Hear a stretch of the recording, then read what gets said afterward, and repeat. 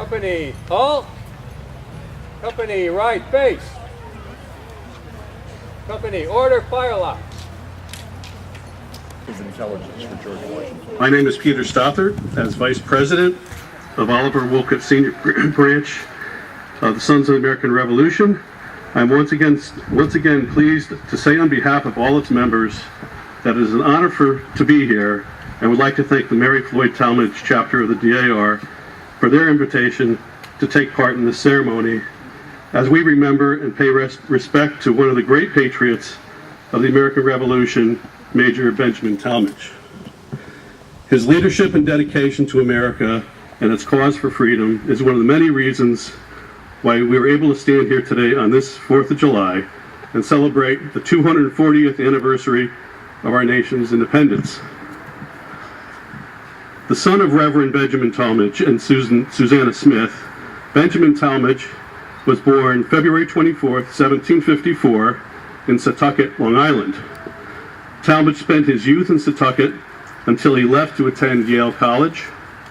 At Yale, Benjamin made close friendships with fellow classmates. One in particular would have a long-lasting impact, and that was none other than Nathan Hale. Hale and Tallmadge spent their college years together, and when they graduated in 1773, they both became school teachers. Hale in East Haddam and Tallmadge in Wethersfield. Not long after they began their teaching tenure did the Revolutionary War break out. Both Hale and Tallmadge enlisted in the Army, but it was Hale who first in the patriotic move volunteered in an espionage role that took him behind enemy lines.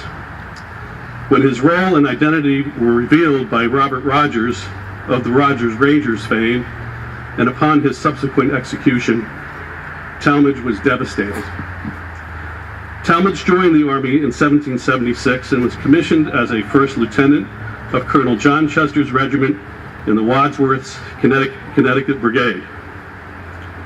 He fought in the battles of Long Island and White Plains in August and October of 1776. The following December, he was promoted to captain of the 1st Troop of the 2nd Continental Light Dragoons. He was again promoted to the rank of major, and following this promotion, he took part in the battles of Brandywine, Germantown, White Marsh, and Monmouth. In 1778, his dragoons were assigned under General Charles Scott, who was Washington's intelligence chief. Under Scott, Tallmadge was responsible for gathering and recruiting intelligence sources, and in this position, he came to the attention of General Washington. With his organizational skills and his ability to get things done, Tallmadge soon gained the confidence of Washington, and he soon became one of the General's favorites. Recruiting old friends from Setauket, Long Island, including the indomitable Caleb Brewster, Abraham Woodhull, and Robert Townsend, the Culpers spy ring soon came into being. An ingenious network of espionage, the ring was soon monitoring and reporting on the British operations throughout the New York area. Important information was gathered by Townsend and Woodhull, and by way of Long Island, transported by Brewster across Long Island Sound to Fairfield, then sent to Tallmadge, and was ultimately delivered to Washington.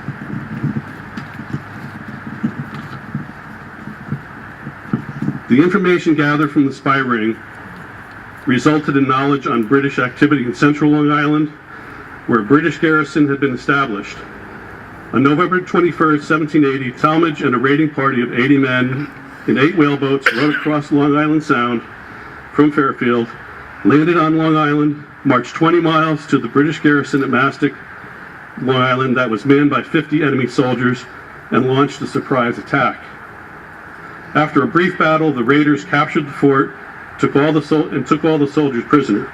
The raiders destroyed enemy buildings, supplies, and burned 300 tons of hay being supplied for the British cavalry. They then marched the prisoners back across Long Island to their awaiting boats, crossed back to Fairfield victoriously, all without losing a single man. Tallmadge's spy network took him into extraordinary encounters, including his involvement in the capture of Major Andre in the fall of 1780, which was instrumental in exposing Benedict Arnold's treason. Tallmadge was the officer in charge of Andre after his plot was uncovered.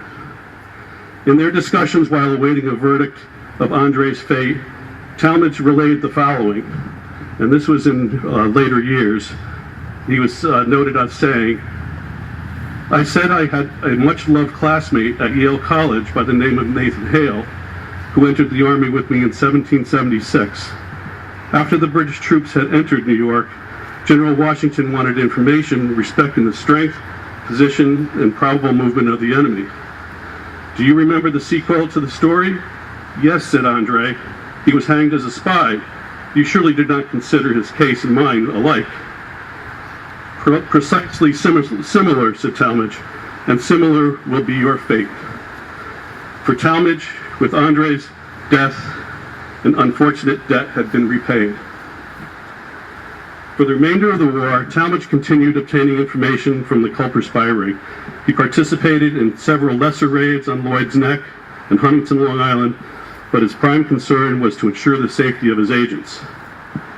Tallmadge was breveted as a lieutenant colonel in 1783 and retired from the Army with that rank.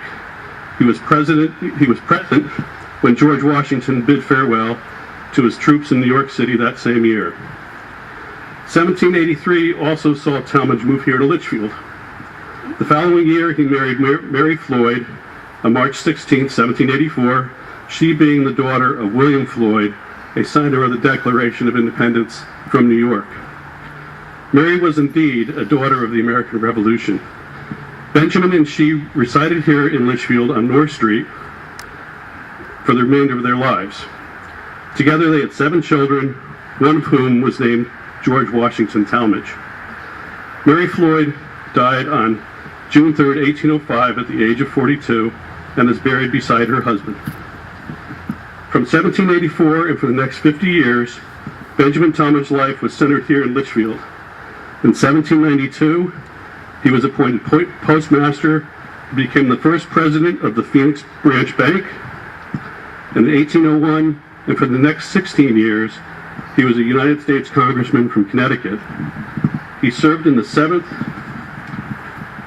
through the 14th Congress, when he retired from politics in 1817.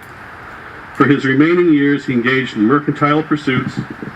He owned and operated a store here in Litchfield. He participated in land speculation throughout the Northeast. He was an importer, and he continued in the banking industry. He also devoted himself to establishing a training school for Native Americans and Asian missionaries.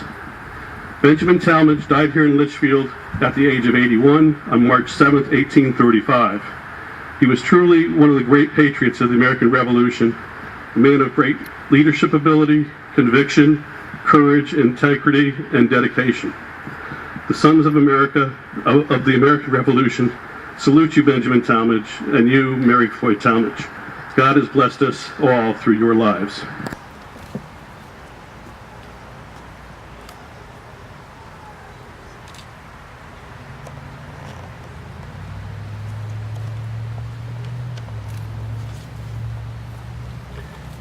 Jackson and Alexis Delmore.